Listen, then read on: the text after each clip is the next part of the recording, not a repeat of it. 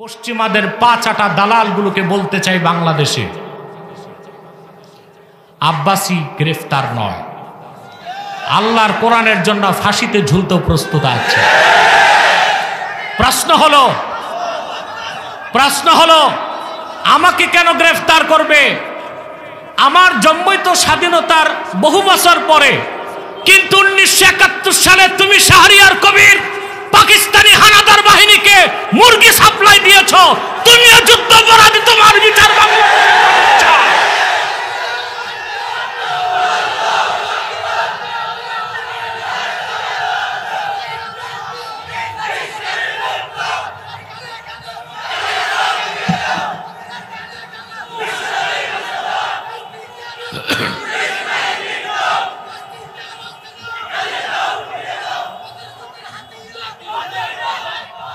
মনে রেখো, অবিশ্বাসীরা, নাস্তিকরা, সংশয়বাদীরা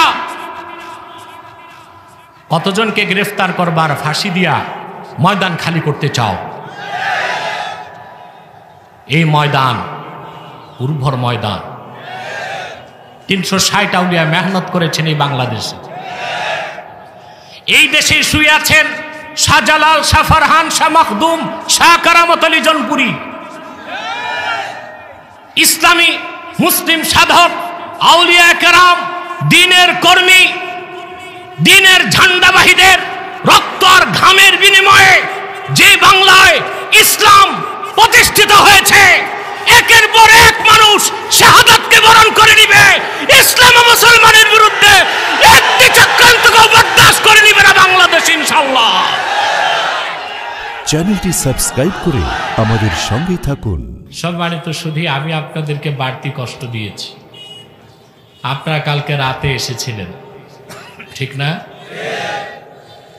দিনে মনে হয় অভ্যাস নেই আপনাদের মাহফিল করে। এটা প্রথম মাহফিল দিনে মনে হয়। অবশ্য আমি বাংলাদেশের বিভিন্ন প্রান্তে দিনেই মাহফিল করি, রাতেও করি, দিনেও করি। এবছর চট্টগ্রামে কয়েকটা মাহফিল দিনে করেছি, লোহাগাড়াতে, কক্সবাজারে, আপনাদের মহেশখালীতে 3 বছর আগে তারিখ নিয়েছি, কিন্তু বিভিন্ন কারণে আসা হয় নাই। আমি তখন ইমাম সাহেবকে বলেছি আমি আসবো, দিনেই আসবো ইনশাআল্লাহ। আল্লাহ আমাকে আসার সুযোগ করে দিয়েছে। যেহেতু আমি এসেছি আকাশপথে, আরো আগেই আসতাম। চট্টগ্রাম এয়ারপোর্ট পার হবার সময় হেলিকপ্টারকে আকাশে পার হতে দেয় নাই। একটা ফাইটার বিমান নষ্ট হয়ে গেছে, ইমার্জেন্সি ল্যান্ডিংয়ের কারণে আমার হেলিকপ্টারটা ওখানেই 10 মিনিট ঘুরছে এয়ারপোর্টের পাশে। অনেকক্ষণ পর অনুমতি পেয়ে আমি এসেছি। কয়েক হাজার জনতা আমাকে মিছিল করে নিয়ে এসেছে, এত সময় নষ্ট হয়ে গেছে। আমার হাতে মাত্র 1 ঘন্টার কম সময়। ইমাম সাহেব আমাকে বললে একটু খাওয়া দাওয়া করতে। আমি বলছি খেতে গেলে জনগণ পুরা ঠকবে, আমার খাওয়া বাদ, বরং সে সময়টা আমি একটু কথা বলে জনগণকে শোনাই। কি বলেন আপনারা? সম্মানিত সুধী,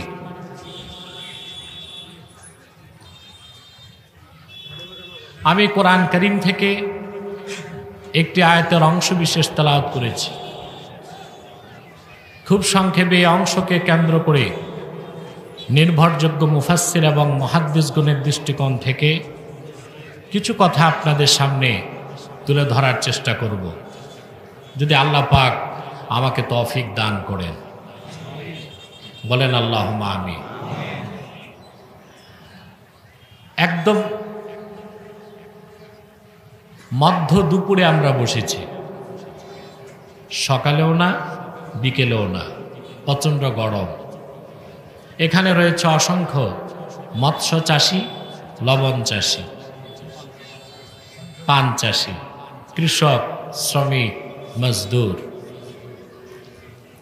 আল্লাহর কোরআনের প্রবল আকর্ষণে সমস্ত ব্যবসা বাণিজ্যকে জলাঞ্জলি দিয়ে কোরআন প্রেমিক মানুষগুলো চলে এসেছে শুধুমাত্র আল্লাহ তার রসুলের রাজামন্দি অর্জন করার জন্য।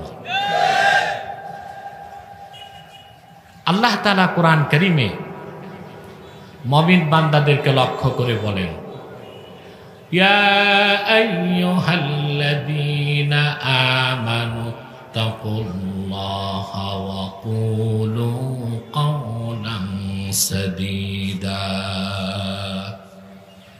হে মুমিনগণ, বিশ্বাসীগণ, তোমরা আল্লাহকে ভয় করো। ওয়া কুলু কাওলান সাদীদা, আই কুলু কাওলান সাওয়াবা, কুলু কাওলান লাইসা ফিহি ইহওয়াজাজ। আর সোজা কথা বলো, হক কথা বলো, যে কথায় স্বার্থ রক্ষা নাই, যে কথায় পাশ কাটার সুযোগ নাই, যা হক যা সত্য তা অকপটে বলো। কয়টা হুকুম এখানে? আল্লাহ হুকুম করলেন কয়টা? প্রথম হচ্ছে আল্লাহর ভয়, আল্লাহকে ভয় করতে হবে। মুমিন মুসলমানের জন্য আল্লাহর ভয়টা হচ্ছে দুনিয়া ও আখিরাতের শ্রেষ্ঠ সম্পদ। আপনারা সুবহানাল্লাহ বলবেন না? মাইক তো আমাকে সাপোর্ট দিচ্ছে না,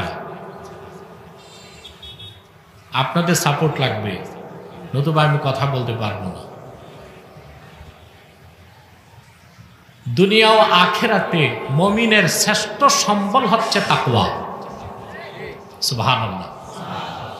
আল্লাহ পাক বলেন, ফাতাযাওয়াদু ফাইন্না খায়রাজ যাদিত তাকওয়া। পাথেয় সংগ্রহ করো, জেনে রেখো সর্বশ্রেষ্ঠ পাথেয় হচ্ছে তাকওয়া, আল্লাহর ভয়, খোদা ভীতি। বলেন সুবহানাল্লাহ। আল্লাহ বলেছেন ফাতাযাওয়াদু, তাযাওয়াদু মানে ইত্তেখাজু জাত। ইত্তেখাজু জাত, জাত কাকে বলে? জাত আর তাআম। তাআম হচ্ছে খাদ্য, যেটা আমরা খাই, এটা কি তাআম। জাত যেটা, ওইটাও খাদ্য, ওইটাও কি? কথা বলবেন না? পার্থক্য কি? ইন্না বাইনা তাআমি ওয়াজ জাদি ওয়াজহাল উমুমি ওয়াল খুসুস। এখানে আম ও খাসের সম্পর্ক আছে। মানুষ যখন কিছু খায় ওটা তাআম, আর যে খাবারটা সফরের জন্য নিয়ে যায় ওইটার নাম জাত। ওটার নাম কি? জাত। আল্লামা বদরুদ্দিন আইনি উমদাতুল কারিতে জাদের ব্যাখ্যায় লিখেন, আত-তাআমুল্লাযী উস্তুসহিবা ইনদা সাফার। মানুষ যখন ঘর থেকে সফরে বের হয়, সঙ্গে যে খাদ্য সামগ্রী রাখে ওইটার নাম হচ্ছে জাত। ওটার নাম কি? আল্লাহ পাক বলেছেন ফাতাযাওয়াদু, তোমরা পাথেয় সংগ্রহ করো। মূলত আল্লাহ হুকুমটা করেছেন খাসভাবে হাজী সাহেবদেরকে, তাদেরকে। মানুষ যখন হজ করতে যায় সঙ্গে কিছু সম্বল নিয়ে যায়, ঠিক কিনা বলেন? কি নিয়ে যায়? পাসপোর্ট, ভিসা, রিয়াল, টুপি, পোশাক, এহরাম, চাদর, কম্বল, এগুলো সাথে থাকে না? তা আল্লাহ হাজীদেরকে বলেছেন হজের সফরে যাবা, পাথেয় সংগ্রহ করো। তবে জেনে রেখো হাজিরা, ইন্না খায়রাজ যাদিত তাকওয়া, সর্বশ্রেষ্ঠ সম্বল হচ্ছে তোমাদের তাকওয়া।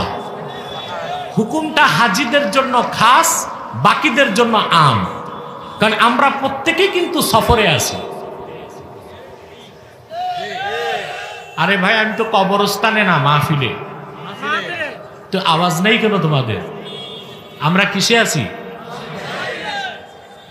সফরে, ট্রাভেলিং, আমরা ভ্রমণে আছি। আমরা এসেছি, আমাদের অবস্থান ছিল আলমে আরওয়াহে, আত্মার জগতে। সেখান থেকে আমাদের অস্তিত্ব মুনতাকিল হয়েছে, স্থানান্তরিত হয়ে এসেছে পৃথিবীতে। এই জায়গার নাম আলমে আসবাব। এখান থেকে মৃত্যুর পরে আমাদের চলে যেতে হবে আরেকটা স্টেশনে, তার নাম আলমে বারজাখ। ওখান থেকে আমাদের চূড়ান্ত স্টেশন হবে আখিরাতের ময়দান। সেখান থেকে মানুষ দুইটা ডেস্টিনেশনে যাবে। যদি ইমানদার নেককার হয় জান্নাত, আর যদি বেঈমান বদকার হয় জাহান্নাম। হ্যাঁ, ওইটা আমাদের ফাইনাল ডেস্টিনেশন। ফাইনাল ডেস্টিনেশন, চূড়ান্ত গন্তব্য হয় জান্নাত নয় জাহান্নাম। তো যতক্ষণ মানুষ তার বাড়িতে না পৌঁছে ততক্ষণ তো সফর। তা আমরা তো আমাদের বাড়িতে পৌঁছি নাই। আমাদের বাড়ি কই? জান্নাত। কোথায়? জান্নাত। বাবার বাড়ি, আসল বাড়ি। বাবার বাড়ি, আমাদের বাবার বাড়ির নাম কি? আদম আর হাওয়া, বাবা মা, তাদের বাড়ি কই ছিল? জান্নাত। এটি তো আপনাদের বিশ্বাস না? আপনারা আবার কথিত বিবর্তনবাদীদের বানর তত্ত্বে বিশ্বাস করেন। আল্লাহ সফলতা দান করুক উলামায়ে কেরামকে। বিবর্তনবাদের বিরুদ্ধে তাদের বক্তব্য ছিল যথেষ্ট জোরালো, আলহামদুলিল্লাহ। আমি আগেও বলেছি, আজও বলি, এই দেশের যারা ইসলামিস্ট, ইসলামপন্থী, তারা বিজ্ঞান শিক্ষার বিরোধী নয়, কিন্তু বিজ্ঞানের নামে মানুষকে পাঠ্য বইতে নাস্তিক্যবাদ ও হিন্দুত্ববাদ শিখানো হবে, তা বাংলার 14 কোটি মুসলমান বরদাস্ত করে নিবে না। মাইকে ডিস্টার্ব, ফ্যান বন্ধ করে দিন।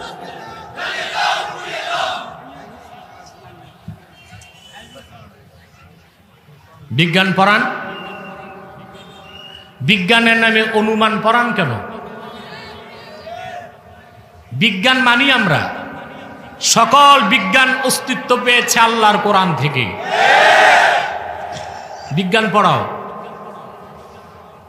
ফ্যাক্ট আর থিসিস তো এক জিনিস না। ফ্যাক্ট হচ্ছে যেটা সায়েন্টিফিক ফ্যাক্ট, বৈজ্ঞানিক প্রমাণিত বিষয়। বানর থেকে মানুষ, দ্য থিওরি অফ ইভলিউশন, কিংবা ন্যাচারাল সিলেকশন, প্রাকৃতিক নির্বাচন, যেটাই বলুক কথা এক। এগুলো কোনো বৈজ্ঞানিক মতবাদ নয়। এই পৃথিবীতে ধর্মের বিরুদ্ধে যাদের লড়াই, সেই কমিউনিস্ট, সমাজবাদী, নাস্তিকরা এই মতবাদকে সারা বিশ্বে ছড়িয়ে মানুষকে এথিস্ট বানাতে চায়, নাস্তিক বানাতে চায়।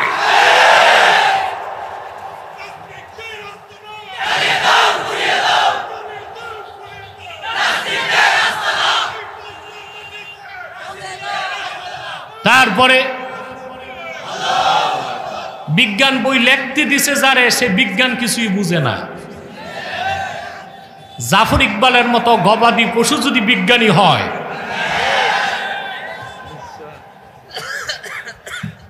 তাহলে জোকার হবে কে? টাকা পয়সা দিল সরকার তারে বই লিখতে, তার কোনো গবেষণা নাই, কোনো পড়াশোনা নাই। সে কি করলো? গুগল থেকে চুরি করে পেস্টিং করে বই ছাপায় দিছে। গুগল চোর কখনো বিজ্ঞানী হতে পারে না। তাহলে আমাদের বিশ্বাস হচ্ছে তথাকথিত বিজ্ঞান শিখায় আমাদের বাড়ি হচ্ছে জঙ্গল, বানর থেকে মানুষ। তো বানরের বাড়ি কই? আর কোরআন শরীফ বলে দ্য অরিজিন অফ ম্যান, মানুষের আদি উৎস হচ্ছে জান্নাত। তো মানুষ ও মানবতাকে সমুন্নত করেছে কোরআন, আর মানুষ ও মানবতাকে বুলণ্ঠিত করেছে বিজ্ঞান। বানর থেকে মানুষ হলে মানুষের উৎস কি? জঙ্গল। আর কোরআন বলতেছে মানুষের উৎস কোত্থেকে? আল্লাহ রাব্বুল আলামিন বলেন, ওয়াকুলনা ইয়া আদামু উসকুন আনতা ওয়া যাওজুকাল জান্নাতা ওয়া কুলা মিনহা রাগাদান হাইসু শি'তুমা ওয়া লা তাকরাবা হাদিহিশ শাজারাতা ফাতাকুনা মিনাজ জালিমিন। আল্লাহ পাক বলেন, ও হে আদম, তুমিও তোমার স্ত্রী পরমানন্দে জান্নাতে বসবাস করো, যা খুশি তা প্রাচুর্যের সাথে খাও, তবে এই একটি বৃক্ষের কাছেও যেও না। তো বাড়ি ছিল কই? আমাদের বাবা মার বাড়ি, আর আমরা আছি কই? তাহলে বাড়িতে এখনো পড়ছি, তা আছি সফরে, আছি কিসে? সুবহানাল্লাহ। এই সফর চলতে চলতে আমাদের পরবর্তী স্টেশন কবর, তার পরবর্তী স্টেশন হাসর। ওখান থেকে দৌড়ে জান্নাতে ঢুকবেন বিষয়টা এইরকম না, জান্নাতে ঢুকার ভিসা নিতে হবে। আল্লাহ পাক বলেন, فَأَمَّا مَنْ طَغَى فَأَمَّا مَنْ خَافَ مَقَامَ رَبِّهِ وَنَهَى النَّفْسَ عَنِ الْهَوَى فَإِنَّ الْجَنَّةَ هِيَ الْمَأْوَى। আর ঈমান আনার পরে যে ব্যক্তি কাল কিয়ামতে আল্লাহর সামনে দাঁড়াবার ভয় অন্তরে পোষণ করলো, আর তার মন যা চাইল তার থেকে সে তার নফসকে নিবৃত রাখলো, আখিরাতে তার চূড়ান্ত গন্তব্য হবে আল্লাহর জান্নাত। وَأَمَّا مَنْ طَغَى وَآثَرَ الْحَيَاةَ الدُّنْيَا فَإِنَّ الْجَحِيمَ هِيَ الْمَأْوَى। আর যে ব্যক্তি দুনিয়াতে কোরআন সুন্নাহর বিধানকে লঙ্ঘন করবে, সীমা লঙ্ঘন করবে, আখিরাতের উপর দুনিয়ার জীবনকে প্রাধান্য দিবে, হাসর ময়দান থেকে তার চূড়ান্ত গন্তব্য হবে জাহান্নাম। তাহলে আমরা আমাদের বাড়িতে ফিরে যেতে চাই, ওটা জান্নাত। ওখানে ফিরে যেতে ঈমানের পরে এত লম্বা সফরে যে সম্বলটা লাগবে তার নাম তাকওয়া। তার নাম কি? আমি কি বলতে চাচ্ছি, কি মেসেজ দিতে চাচ্ছি, হয়তোবা এতক্ষণে আপনারা তা অনুধাবন করতে পেরেছেন বলে বিশ্বাস রাখি।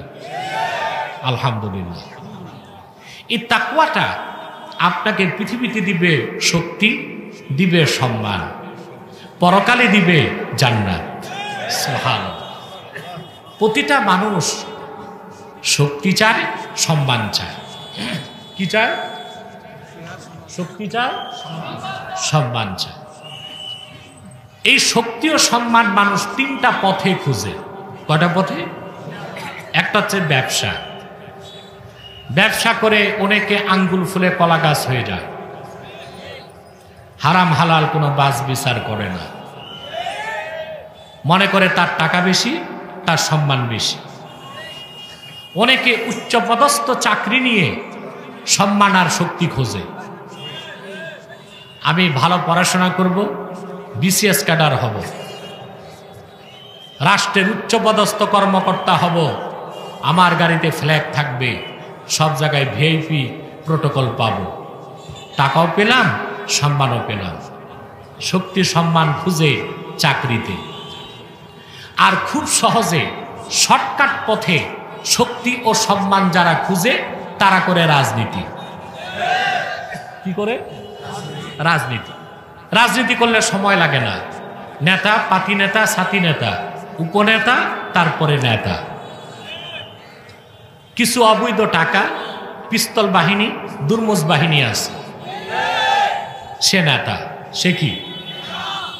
তকদির কিসমতে যদি জুটে উপজেলা চেয়ারম্যান, জেলা চেয়ারম্যান, এমপি, সুযোগ পেলে মন্ত্রী, সে সম্মান শক্তি খুঁজে রাজনীতিতে। এই একটা সম্মান, একটা শক্তি স্থায়ী নয়, খুব ক্ষণস্থায়ী। আমার ক্ষুদ্র জীবনে দেখেছি বহু নেতা ফুলের মালা নিয়ে স্টেজে উঠেছে আর ডান্ডা বিড়ি লাগায় কারাগারে গেছে। তো সম্মান আর শক্তি রাজনীতিতে না, চাকরিতে না, ব্যবসায় না, তাকওয়ার পথে। এটা কার কথা? আল্লাহ রাব্বুল আলামিন বলেন, ইয়া আইয়ুহান নাসু ইন্না খালাকনাকুম মিন যাকারিন ওয়া উনসা وجعلناكم شعوبا وقبائل لتعارفوا إن أكرمكم عند الله يتقاكم আল্লাহ রাব্বুল আলামিন বলেন, হে মানব জাতি, আমি তোমাদেরকে সৃষ্টি করেছি একজন পুরুষ থেকে, একজন নারী থেকে। পুরুষটার নাম কি জোরে বলেন? নারীটার নাম হাওয়া না, হাওয়া, বিত্তাশদীদ লাইসা বিত্তাখফিফ। ইমাম বাগাবী তার তাফসীরে লেখেন, সুম্মিয়াল হাওয়া হাওয়া লিআন্নাহা খুলিকাত মিনাল হাইয়্যি। জীবিত আদমকে অপারেশন করে তার অংশ থেকে তার স্ত্রীকে বানানো হয়েছে। জীবিতকে আরবিতে বলা হয় হাইয়ুন, হাইয়ুন থেকে হাওয়া। তার নামটা কি, হাওয়া না হাওয়া? আমাদের মায়ের নামটা তো ঠিক মতো জানা উচিত, কি বলেন আপনি? জানবেন কেন? এগুলো তো পড়ায় না। পড়ায় আপনাকে আপনারা হনুমান, বানর, ওরাং ওটাং আর শিবপাঞ্জির বংশধর। তো শিখবেন কোথায়? শিখার জায়গা তো নাই। যাও কিছুটা মানুষ ইমান, আকিদা, চরিত্র শিখতেছে মাদ্রাসায়। এখন একদল বাংলাদেশে মানুষরূপী জাহান্নামের কীট কিছু নাস্তিক মাদ্রাসা শিক্ষার বিরোধিতায় নেমেছে।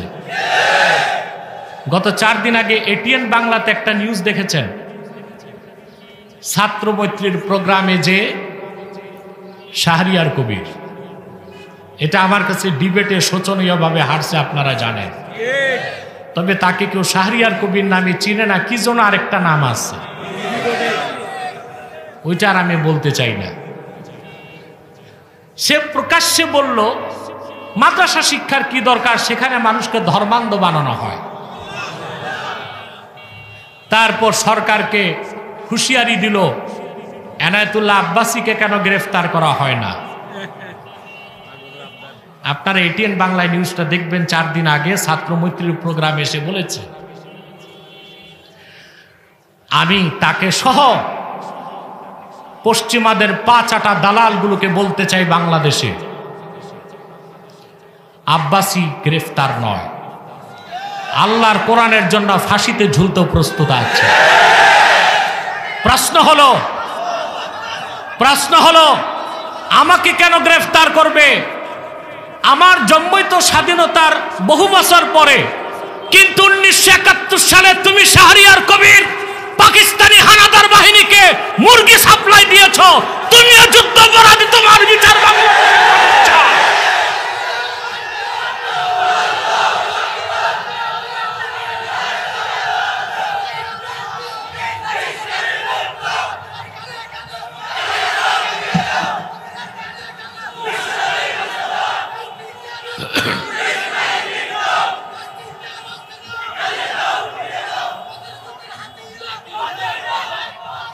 মনে রেখো, অবিশ্বাসীরা, নাস্তিকরা, সংশয়বাদীরা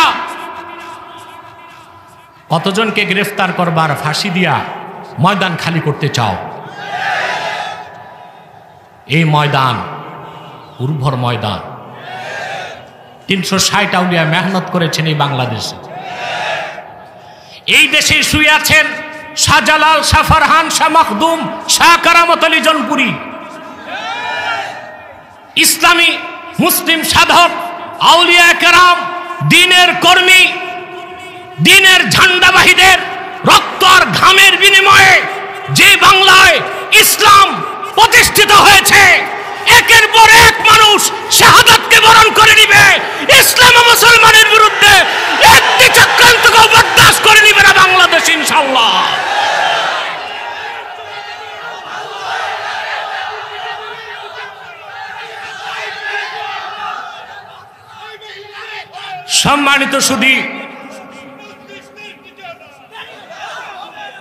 সম্মানিত সুধী, ডিবেটে হারছে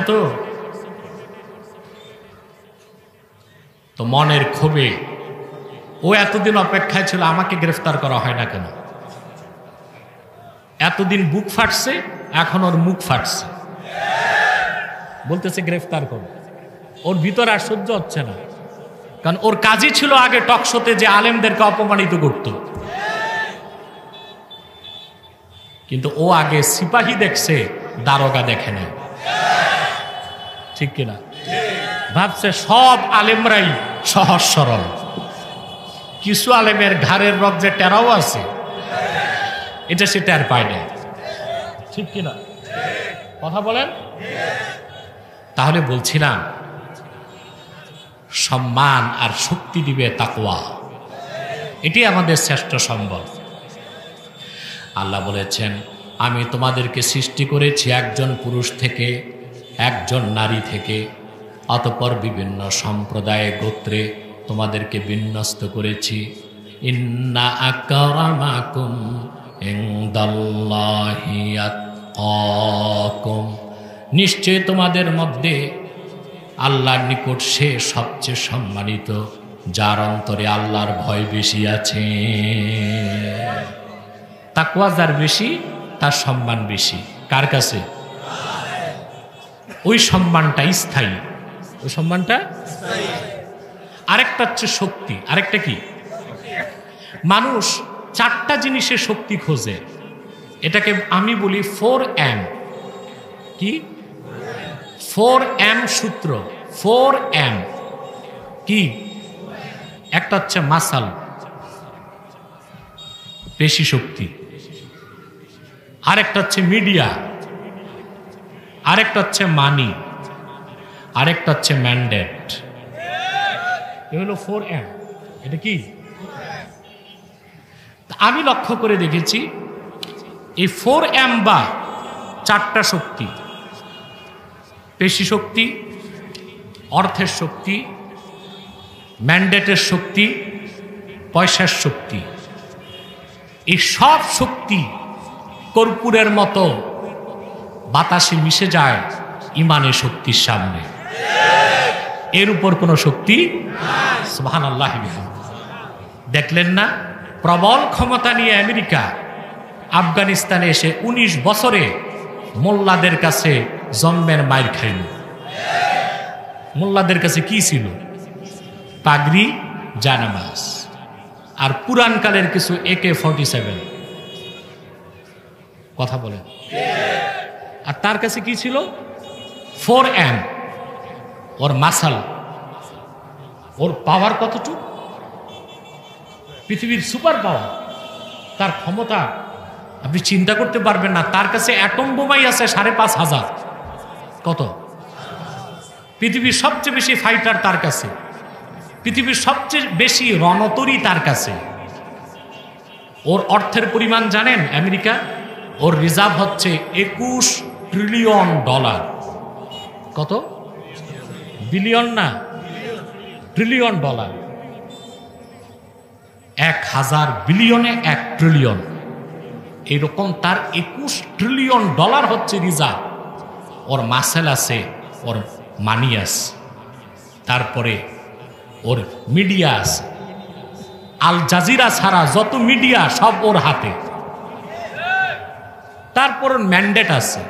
ম্যান্ডেট হচ্ছে জাতিসংঘ, ওইটা ওর বাড়িতে, ওটা ওর বাড়িতে। জাতিসংঘ, ওইটাকে আমি জাতিসংঘ বলি না, আমি বলি এটা ইউনাইটেড নেশন না, এটা হচ্ছে খ্রিস্টিয়ান ক্লাব। এটা খ্রিস্টানদের একটা ক্লাব, খ্রিস্টানদের ক্লাব। যুক্তরাষ্ট্র যখনই পৃথিবীর সার্বভৌম রাষ্ট্রগুলোতে অন্যায়ভাবে আঘাত করেছে, সিরিয়াতে, লিবিয়াতে, ইরাকে, আফগানে, তার প্রত্যেকটি সন্ত্রাসী যুদ্ধকে লাইসেন্স দিয়েছে তথাকথিত জাতিসংঘ। এটা কি জাতিসংঘ না খ্রিস্টান ক্লাব?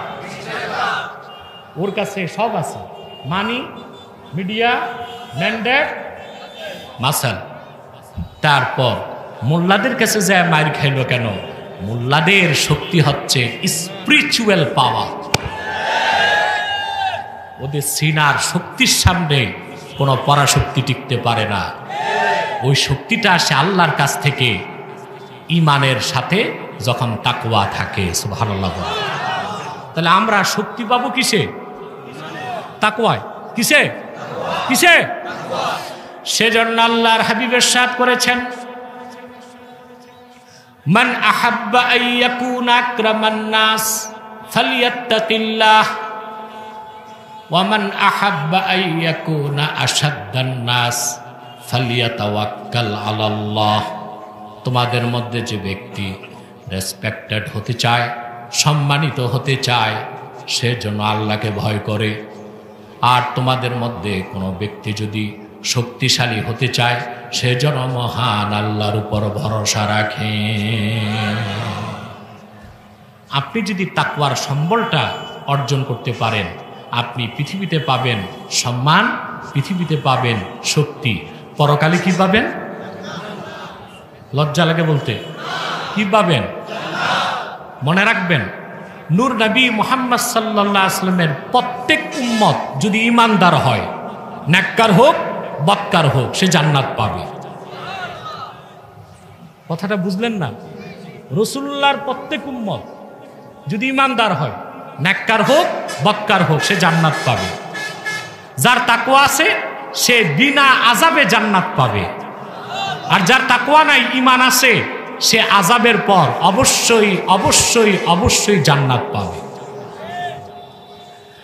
আল্লাহ রাব্বুল আলামিন যখন কোরআন শরীফে তার হাবিবকে বললেন, ওয়ালা সাওফা ইউতিকা রাব্বুকা ফাতারদা, হাবিব মুহাম্মদ সাল্লাল্লাহু আলাইহি ওয়াসাল্লাম, আল্লাহ তাআলা দুনিয়াতে আপনাকে যত নেয়ামত দিয়েছেন, সম্মান দিয়েছেন, মর্যাদা দিয়েছেন, পূর্বের আদম থেকে ঈসা লাখের উপর নবী সবাইকেও তা দেন নাই। তবে অচিরে আখিরাতে আল্লাহ পাক আপনাকে আরো এত বেশি নেয়ামত দিবেন, আপনি রাজি হয়ে যাবেন।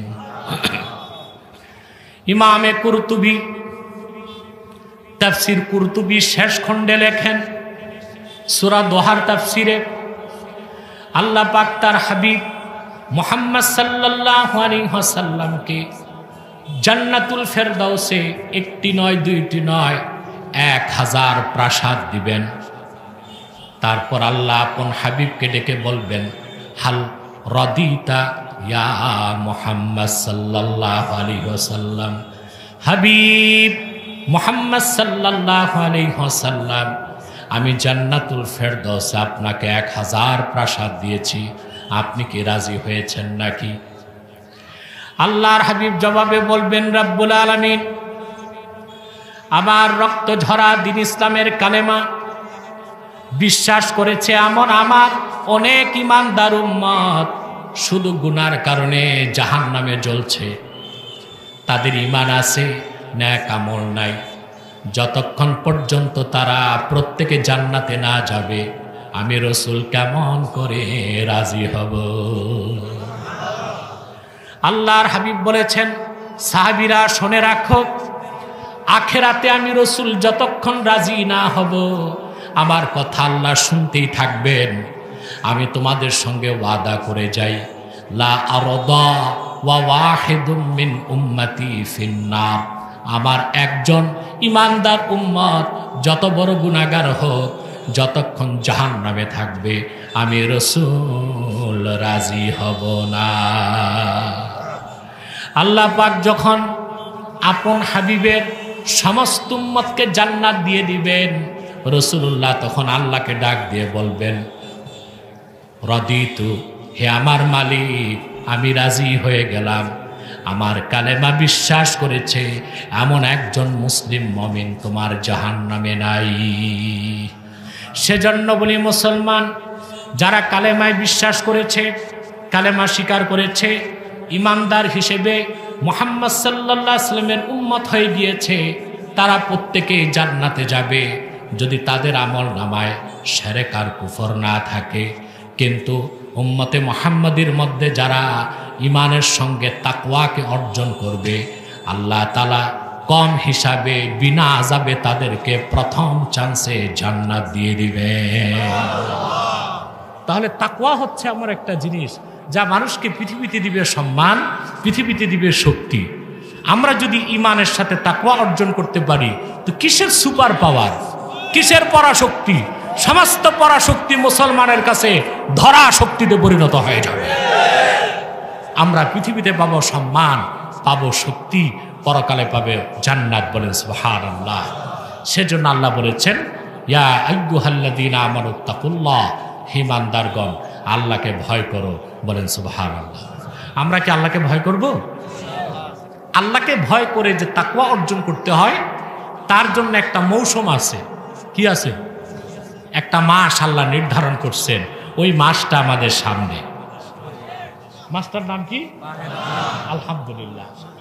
কালকে লাইলাতুল বারাত, মানে 15 দিনের মতো আছে, আমরা রমজানে প্রবেশ করব। সুবহানাল্লাহ বলবেন না? এই একটা মাস রমজান হচ্ছে আমাদের ট্রেনিং পিরিয়ড। কিভাবে তাকওয়া অর্জন করে শয়তানকে ডিফেন্স দিতে হয়, এক মাস আমরা ট্রেনিং নিব, বাকি 11 মাস শয়তানকে আমরা ডিফেন্স দিব। সুবহানাল্লাহ বলবেন? সেজন্য কি আপনারা প্রস্তুতি নিয়েছেন? না। রমজানের প্রস্তুতি বাঙালি কি বুঝে? আলু, পেঁয়াজ, টমেটোর, বুট, এগুলো বেশি করে কিনে মজুত করে রাখা। এর জন্য প্রত্যেকটি মুসলিম রাষ্ট্রে রমজানের সময় দ্রব্যমূল্যের দাম কমে আর বাংলাদেশে দাম বাড়ে। কত একটা দুঃখজনক বিষয়। আমরা কতটা অনিরাপদ বাংলাদেশে, কতটা অনিরাপদ না? আমরা অনিরাপদ দেশে। আমরা কি? আমি বলে থাকি, আপনি মহেশখালী থেকে ঢাকা যাবেন, সড়ক অনিরাপদ হতে পারে, হাত পাও ভেঙে বাড়ি আসবেন না, পঙ্গু হাসপাতালে যে ভর্তি হতে লাগে। সড়ক নিরাপদ। আপনার মেয়েটি কলেজে যাবে, সে নিরাপদ নয়। কোন দুর্বৃত্ত তার সতীত্বকে কেড়ে নিতে পারে, ঠিক কিনা? যাবেন বাজারে, মাছ, গোশত, ফল ফলাদি সব অনিরাপদ, সব ফরমালিন আর কার্বাইড। অসুস্থ হয়েছেন, লিভারে ইনফেকশন হয়ে গেছে, গেছেন ডাক্তারের কাছে, ওখানে যে এমআরআই মেশিন ওইটা নষ্ট। ডাক্তার, তিনি একজন পেশাদার ডাক্তার, অনিরাপদ। দেখেন না আমাদের দেশে মেশিনে একটা ছবি আসে, রুগীর রোগ আর একটা। আমি শুনেছি, জানি না এটা কৌতুক কিনা, বাংলাদেশে এক হসপিটাল থেকে রুগীকে বলা হলো এমআরআই করে তোমার ফুসফুসের ভিতরে তেলাপোকা, ফুসফুসের ভিতরে তেলাপোকা। এমআরআইতে দেখাই দিচ্ছে, ওই যে দেখো তেলাপোকা। লোকটা চিন্তা করতেছে, ফুসফুসে তেলাপোকা গেল কেমন করে, নাক আর মুখ ছাড়া? কথা বলেন, এটা যাওয়ার পথ লাগবে না? টাকা ছিল, সে গেছে মাউন্ট এলিজাবেথ সিঙ্গাপুরে। ওখানকার ডাক্তাররা হাসে, বলে আমরা জানতাম না তোমাদের দেশের ডাক্তাররা মাঝে মধ্যে গাঁজা টাজা খায়। তোমার ফুসফুসে তেলাপোকা না, যে মেশিনে ফুসফুস টেস্ট করছে ওই মেশিনে তেলাপোকা ছিল। তাহলে মেশিন অনিরাপদ? কথা বলে না। ডাক্তার অনিরাপদ। দিছে আপনাকে ট্যাবলেট, ওইটা ভেজাল, সব আটা আর ময়দা। ওষুধ খাবেন, কাজ হবে না। দুঃখে আত্মহত্যা করবেন, কিনছেন বিষ, 1 পোটলা খাইলেন, কাজ হয় না। 2 পোটলা, কাজ হয় না। 3 পোটলা, কাজ হয় না, কারণ বিষের মধ্যে ভেজাল ঢুকছে। আত্মহত্যা করার উপায় নাই। যেই বিষে ইঁদুর মরে না, ওই বিষে কি মানুষ মরবে নাকি? এই যে সব দিকে অশান্তি, অনিরাপত্তা, তার মূল আমি খুঁজে পেয়েছি কারাপশন। কারাপশন, অনলি কারাপশন, দুর্নীতি। এই দুর্নীতি করে কারা? অশিক্ষিতরা না শিক্ষিতরা? শুধু শিক্ষিতরা না কর্মকর্তারা? কেন করে? তার কারণ ওনাদেরকে পড়াশোনা আছে, সার্টিফিকেট আছে, ডিগ্রি আছে, পদ পদবি আছে, তাকওয়া নাই। ওনাদের নিজেদের চরিত্র ঠিক হয় নাই, এই জন্য যেখানেই বসে ওখানেই ওনারা ফাইল ঠেকায়া কলম দিয়ে দুর্নীতি করে। আমার দৃষ্টিতে তারা শিক্ষিত কলম সন্ত্রাসী। অস্ত্র সন্ত্রাসীর চেয়ে জঘন্য হচ্ছে কলম সন্ত্রাসী। আমার বাংলার মেহনতি জনতার রক্ত পানি করা ঘামের পয়সা যারা বিদেশে পাচার করছে তারাই দুর্নীতিবাজ, দেশের শত্রু, স্বাধীনতার শত্রু, জাতির শত্রু। ঠিক কিনা বলেন? অতএব সুস্পষ্টভাবে আমি বলছি, দুর্নীতি মুক্ত ব্যক্তি জীবন, সমাজ জীবন, রাষ্ট্র জীবন যদি বানাতে চান, তাকওয়ার কোনো বিকল্প, জোরে বলেন, তাকওয়ার কোনো বিকল্প। অতএব আমরা আল্লাহকে ভয় করব? কথা বলে না, কথা বলেন। এবার সময় তো খুবই কম, আমার 50 মিনিট পার হয়ে গেছে, আর 10 মিনিট কষ্ট দিচ্ছি।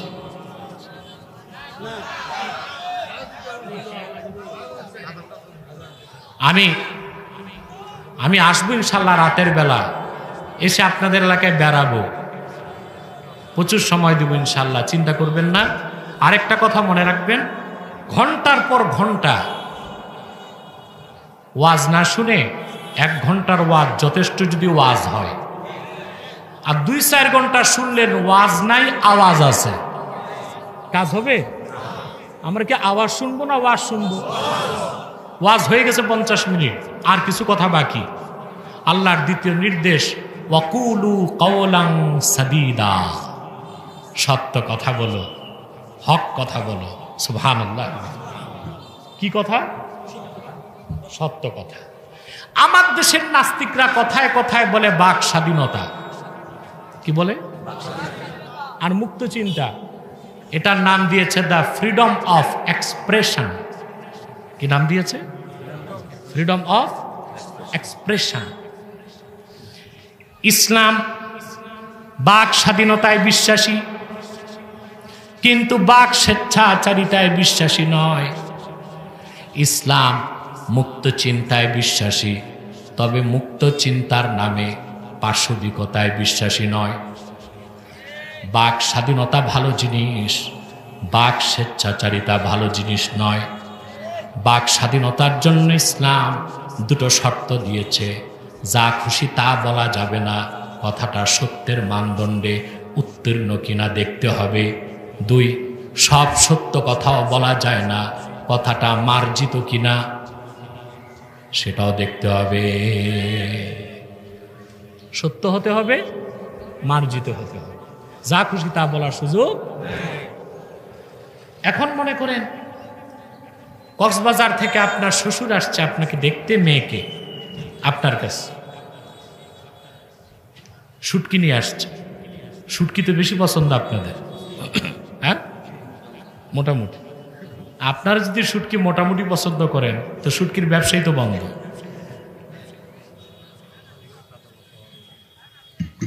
কিন্তু এই ছুরি মাছের শুটকি অনেক দাম রাখেন আপনারা, ঠিক কিনা? ঢাকার মানুষের কিনাও তো মুশকিল, অনেক টাকা, 6-7 হাজার টাকা হয় বড় একটা, নাকি? তো শুটকি নিয়ে আসছে আপনার শ্বশুর, আপনি শ্বশুরকে দেখেই বললেন, আসসালামু আলাইকুম দুলাভাই, কেমন আছে? এই যে শ্বশুরকে দুলাভাই বললেন, এটা কি সেরেক হয়েছে? কুফরি হয়েছে? কবিরা গুনাহ হয়েছে? সগীরা গুনাহ? মাকরু? কি হয়েছে? আপনি শ্বশুরকে আর যাই বলেন দুলাভাই বলতে পারেন না, আর মন চাইলেও বললেন। এটা বাক স্বাধীনতা নয়, বাক স্বেচ্ছাচারিতা। এবার আসেন মুক্ত চিন্তা। আপনি ঢাকা বিশ্ববিদ্যালয়ের ছাত্র, বুঝলেন? আপনার প্রফেসর আপনাকে রাষ্ট্রবিজ্ঞান পড়ায়, দর্শন পড়ায়, ওখানেই শেখানো হয় ফ্রিডম অফ এক্সপ্রেশন, মুক্ত চিন্তা, বাক স্বাধীনতা।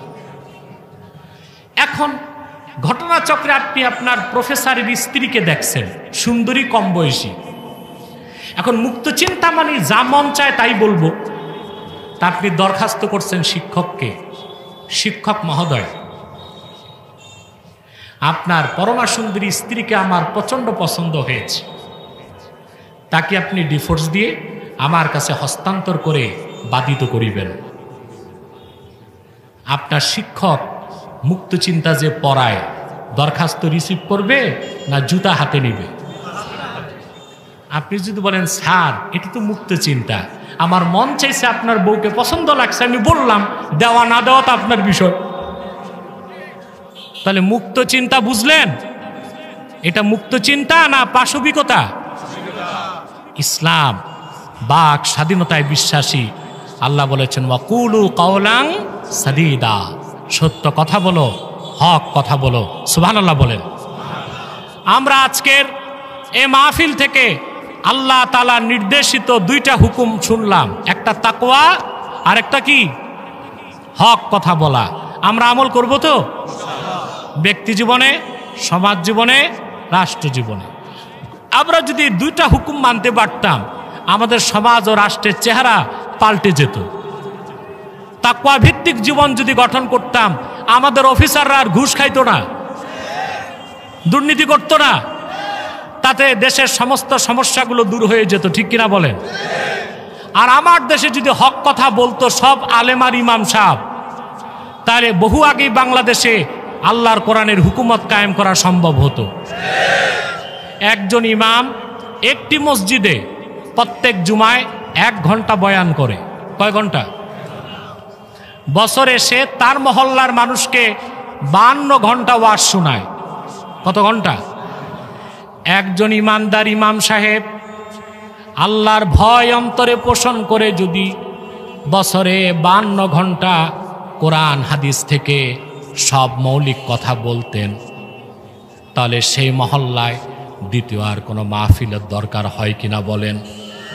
সারা দেশের লক্ষ লক্ষ মসজিদে যদি প্রত্যেক ইমাম আর খতিব এভাবে হক কথা বলতে পারতেন, তাহলে বহু আগে বাংলাদেশে ইমারতে ইসলামিয়া কায়েম হয়ে যেতে পারত। ইমাম সাহেবদের বাক স্বাধীনতা নাই। ইসলামী হুকুমতের কথা বললে, ইমারাতুল ইসলামিয়ার কথা বললেই কমিটি চোখ রাঙাবে। ইমাম সাহেব ওয়াজ করেন, রাজনীতি বাদ দেন। তার মানে সবার বাক স্বাধীনতা আছে।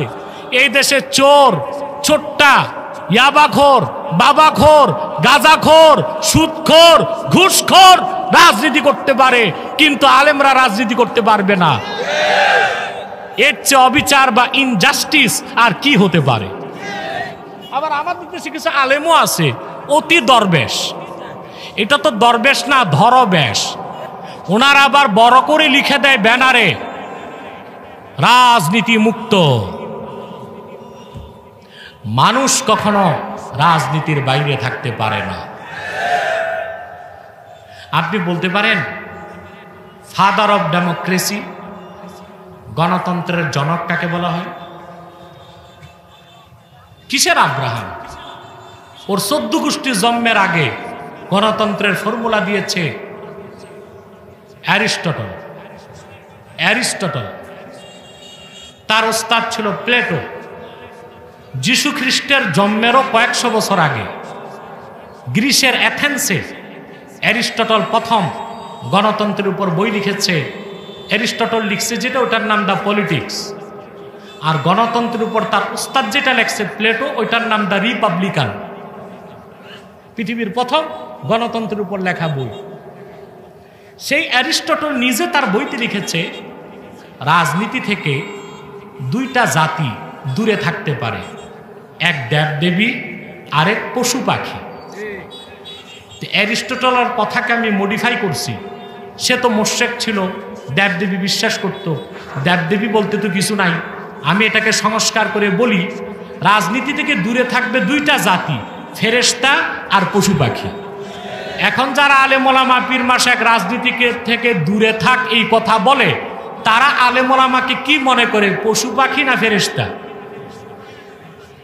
কথা বলেন। তাহলে প্রত্যেক মানুষের যদি রাজনীতি করার অধিকার থাকে, কোরআন সুন্নাহর রাজনীতি করা যেখানে ফরজ, আলেম ওলামার সে কথা বলার অধিকার আছে। কিন্তু ইমামরা বলতে পারে, কারণ বাক স্বাধীনতা নাই। কিন্তু আল্লাহর নির্দেশ কুলু কাওলান সাদীদা। আমি মুনাজাত করছি।